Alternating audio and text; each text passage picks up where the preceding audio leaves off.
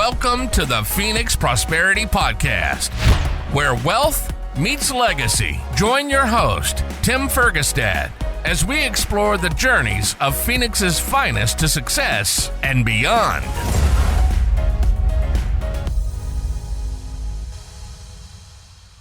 Hello, this is Tim Fergestad. Thank you for joining us.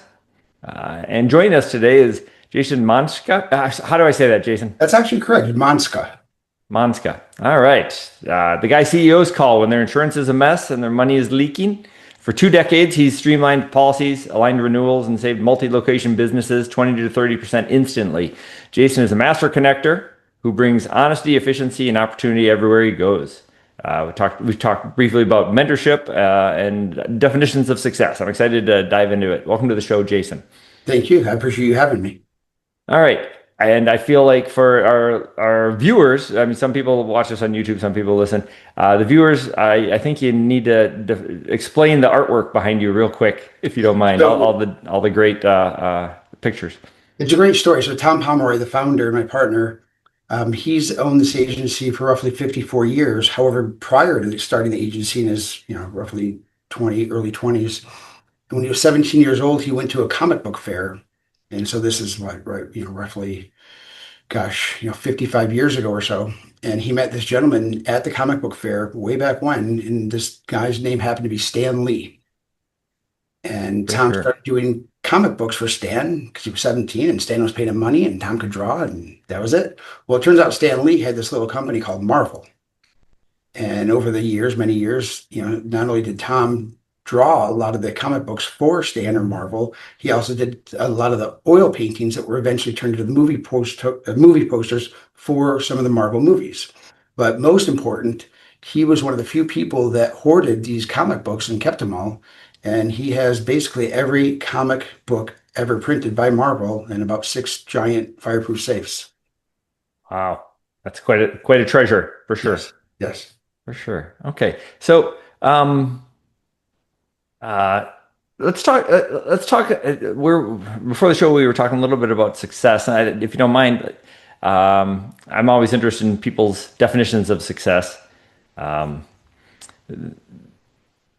of them that a friend of mine likes is that he can do what he wants when he wants with who he wants. But it doesn't quite have a deeper purpose and meaning sometimes to it. Which can you share yours, please? Those were good. I mean, I look at success in 3 different buckets. The first and foremost, the primary area of success, and a wise person, a good friend once told me that they didn't feel success was measured by accolades, titles, or dollars. Success was measured by the happiness and success of your own children. And I firmly believe that to be true. And, with all the money in the world and all the freedom of the world, if your kids are messed up and don't have a relationship with you, is that success? To me, it's not even close to success. So to me, I've reached the highest pinnacle of success I ever beyond what I've ever imagined, because of the success of my daughters. And very passionate dad. They have a great mom. And even though they're only 20 and 22, they're on rocket ships in their career. They started doing little mini internships at 12 years old. Oh, wow. Had real jobs part-time in high school for real corporations. My oldest went to college at 16. There's a reason for that, but she went to college at 16.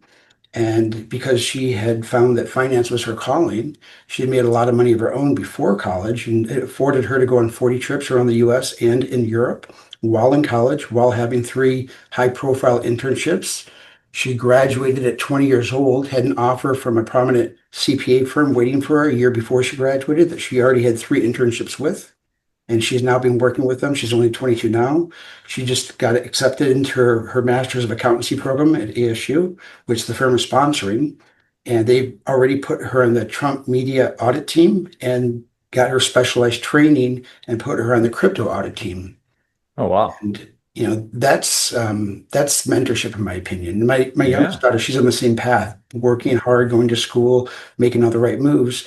And when you start children working at 12 and 13 and 14, well, they learn things that you can't teach them later. And these things called work ethic. Mm-hmm. How do you teach a 23-year-old work ethic that never had a job? I don't think it's possible. Right. When you teach somebody at 12 and 13 and 14, and trust me, they went kicking and screaming. And, I fought every battle in the book that every parent thinks about. But at the end of the day, when I asked them at Thanksgiving what they're most thankful for, they said their upbringing. They're in full Right. control of their destiny. They're in full control of their path, their happiness. They understand what they're in control of. And, all their friends that had that ride in middle school and high school with, wealthy parents that bought them the cars and the things and whatever, they haven't progressed. And you would think that Right. they would have just, been rock stars because they had wealthy parents. Complete opposite is true. Right. So to me, mentorship of young adults is the number one thing. And hard work, I've never seen it hurt somebody. I've only seen it strengthen people. Now, I'll give you a little parable. A friend of mine was telling me about his grandfather in World War II who was shot down flying a B-52 bomber when he was 18 years old. And he was able, I guess, able to keep the plane up long enough for the people to parachute out and crash landed in Nazi-occupied Germany. He was taken in prisoner of war at 18, which means he likely enlisted at 15, went through boot camp at probably 16, learned to fly at 16, 17, shipped to Europe, and was flying a B-52 bomber by 18. That's anxiety. So anything less than that, I don't give much credence to. I get asked all the time. Right now, I'll only mentor 4 young adults at a time because it's the max I can do to give them justice. But there's about a year-long waiting list because a lot of parents let their kids go through life and want to make it easy because they don't want their children to go through the same challenges they went through, which in my opinion is the exact opposite of how you should look at your children. Because you're not strengthening Right. them, you're not giving them the tools to be resilient, to self-start. This old school thing called figure it out. All these things that are pertinent that people that are generally successful went through as children. And when we take that struggle away, what's left? Everything Right. good, in my opinion, comes through struggle, and I think that's biblical. So the struggle is what you should be, embracing with your children. It's not to be feared; it's to be embraced. And when you can teach a child that at a young age to embrace the struggle, think of the strength you've given them for the rest of their life. For sure. For sure. Well said, Jason. Thank you. 100%. 100%. And it is hard because It's an uh, understatement. yeah, there's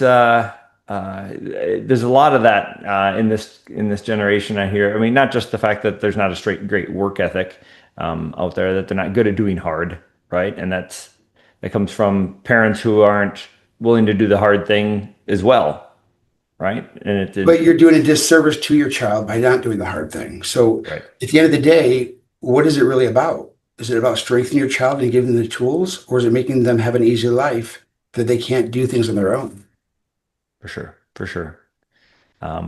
And so you do some mentorship, right? That's Yep. part of. Can you share a little bit about that? It's an informal thing. I just started getting asked because people saw the trajectory of my daughters and what they were accomplishing at such young ages.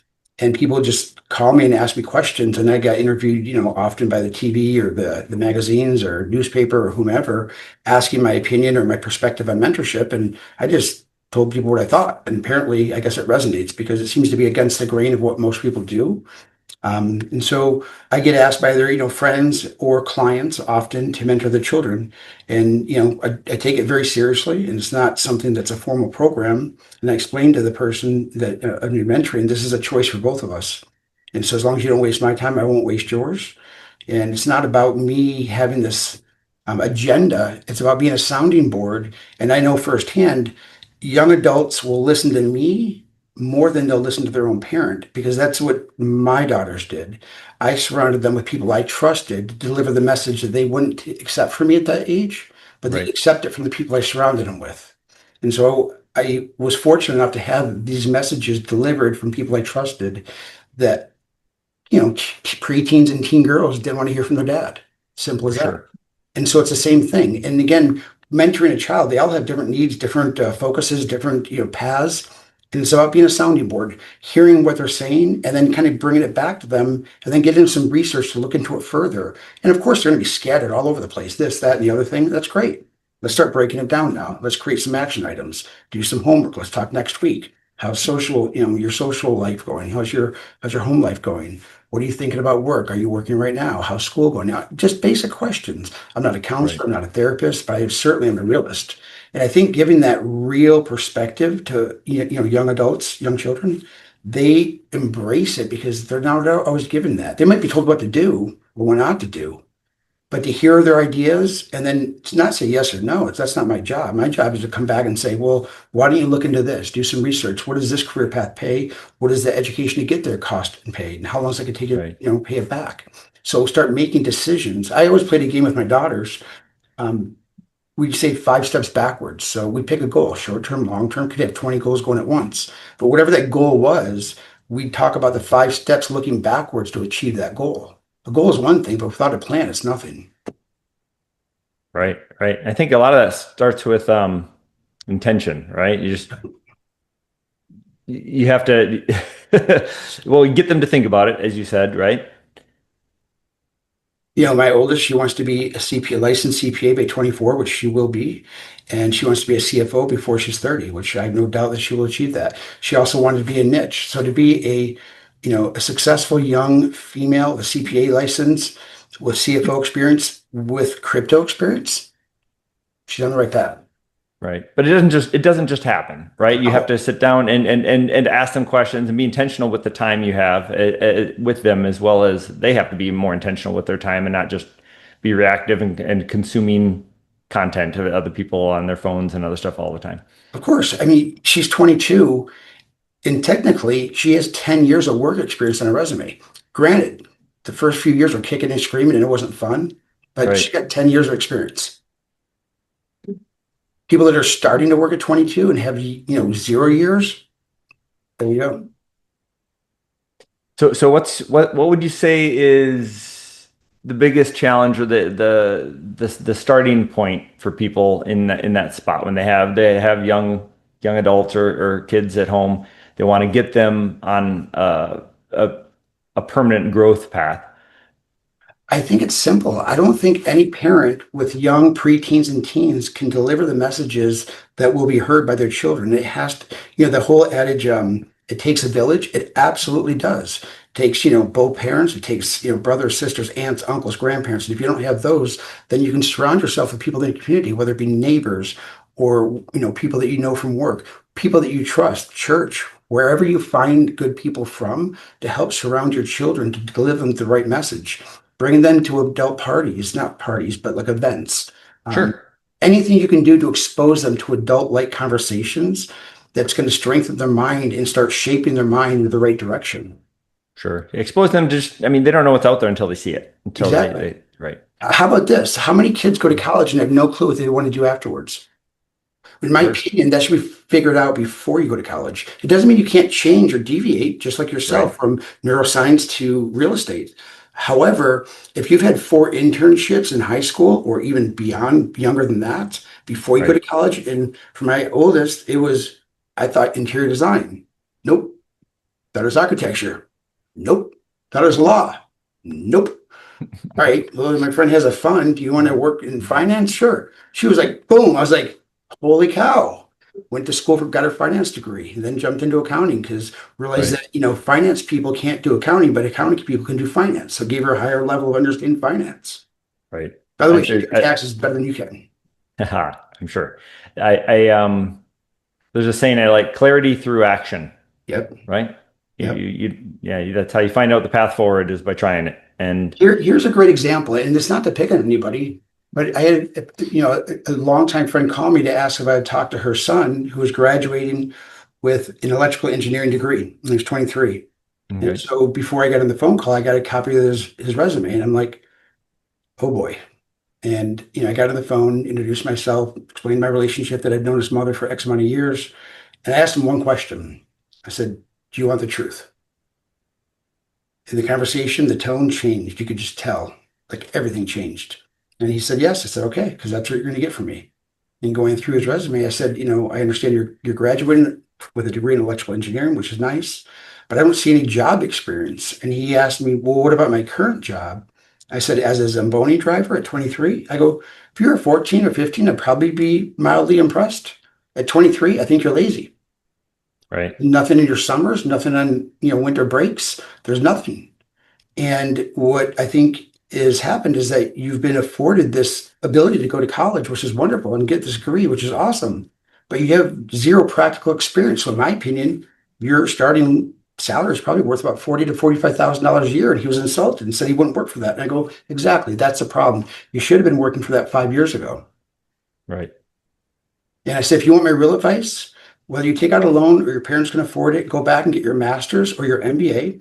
And while you're going back to school for those 2 years, get 1 or 2 internships, paid or not, because then you'll have some practical experience with a higher level education, and that does have value. And so, and it'll help him navigate to where he really wants to be, and not be stuck in a job that he doesn't even know what it is. How do you make 6 figures in the middle of a manager in electrical engineering with no experience? You don't, and that's the problem. Right. But also, some of those longer paths, you're a different person by the time you get out too. If you don't know what you like anymore, or what you liked in the first place. Yeah. So I think it's just common sense, but common sense doesn't always prevail. For sure, and that's again back to being intentional and not reactive to everything, right? Yeah. And then for me, another form of success is networking, or the network, or more importantly, the people you're surrounded by. Personally, business, romantic, family, whatever. You are who you're surrounded by, and that is a choice. And so we all encounter, obstacles in life with people. We're let down. We something happened. There's an issue. A business deal goes bad. Whatever. That's part of life. But as you constantly add the right people into your network, one day you look back and realize, holy cow, there's 100 people behind me, and now I have thousands. Right. That's a great viewpoint. So what that leads me to my third level of success is adding values to others. I get calls, I don't know, 1, 2, 3 times a day, every day of my life, asking, can you introduce me to this person? Can you help me get this job? Can you do this, that, the other thing? And it's an honor and a pleasure because I have that network that I've built up. So I know where I can call somebody and introduce them. I can't make it happen, but at least I can open a door. And that's what I always say. It's my job to my daughters or to others. I can open a door. It's your job to walk through it and stay there. Right. And that's something I've been able to do more of through this podcast, for example, is play connector. And it is incredibly rewarding. It's one of the biggest drivers for why I do it. Yep. So Jason, speaking of challenges, what have been some of the biggest challenges you've had in your career? Oh gosh, try going through a divorce with preteen daughters. That's like climbing, every mountain in 1 month without training.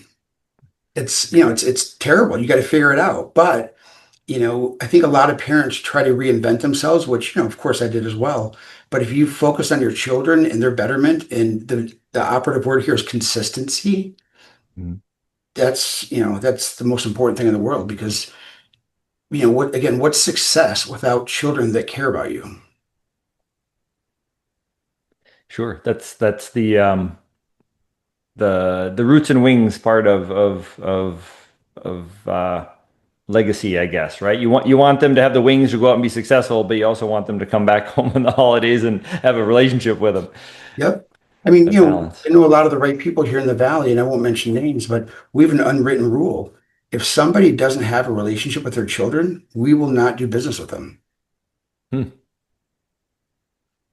Yeah, it's a misalignment of values right there. Exactly. If they can't figure that out, if they can't fix that, when a business deal gets tough, how would we know we could rely on them to get it together, or pull things together, or be there for us, or through hard times? Like, life is tough. Life is hard.